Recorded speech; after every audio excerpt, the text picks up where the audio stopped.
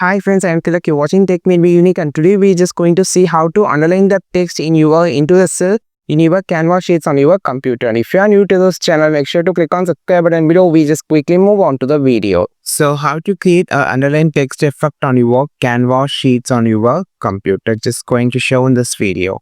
For an example, in this underline text option, I just need to underline only the word called text.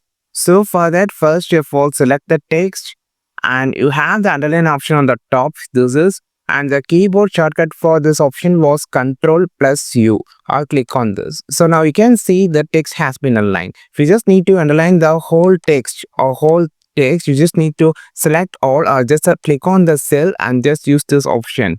Now you can see the whole text has been aligned. So you can just use this for an example. If I just need to underline a particular line text, you can just use this and you can just underline it.